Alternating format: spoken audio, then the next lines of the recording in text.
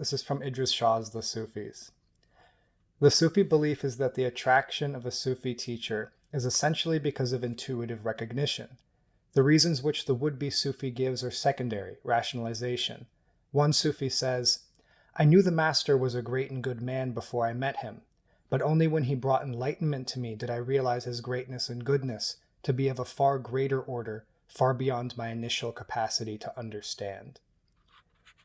Well, yeah, because you wake up. Right, so students, but there's tons else in the book. Students look for teachers and they have no idea what they're looking for. And they're Correct. looking And they for, won't find one that's right, worth anything right. until they, yeah, go on.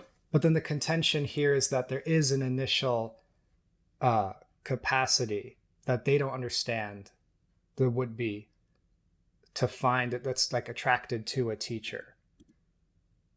But how do people know if they're listening to that or if they're listening so to you're imagining that we've only got one mind, and it starts with a small m. Mm-hmm. But the mind that runs everything is not a conscious mind; it's a divine mind. It's like the same thing that moves things around in a cell, or moves the trees to grow in these different patterns, or the flowers to appear. I mean, we can always reduce it to say, some more close or proximal cause. Yeah. Like these microtubules have interacted with this, and that causes this to like form the flower right here. Mm-hmm. Well, you could do that, or you could step back and go, wait a minute, but what's doing the whole thing? Why is there something rather than nothing? Why is everything so intricately arranged? And this is where the biologist, you have to imagine a court case that goes on for 1,000 years.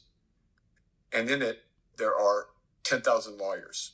And each of those 10,000 lawyers produces, 20,000 documents. And each of those documents have 10 sets of lines that dictate what someone should do under a certain circumstance. And then you just kind of put all those in one big hopper, and then the thing starts to breathe, and then it reproduces itself.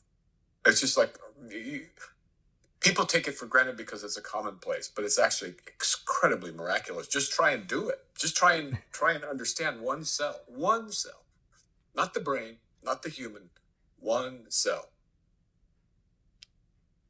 The further we look, the deeper it goes. Just like the further out we look, the further it goes. So, again, the workman is hidden in the workshop. I can guess, but I'm only guessing why.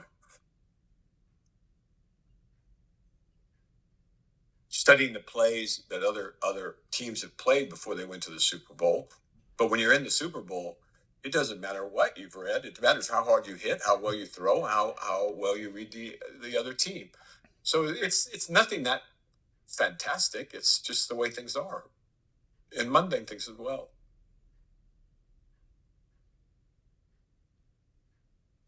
I mean, you see the athletic achievements that seem impossible. Yeah. It's just practice and dedication, and then something else, and not doing, right? Yeah. And so those three, and athletes do these, the not doing, especially if they're good. I mean, you don't try to hit a hole in one at 100 yards. Your brain can't do it. I don't know. I'm not a golfer. I don't know. But when you saw that guy hit that hole in one. Yeah. Was he hitting that, you think? Now I say, he's just lucky. Do it again.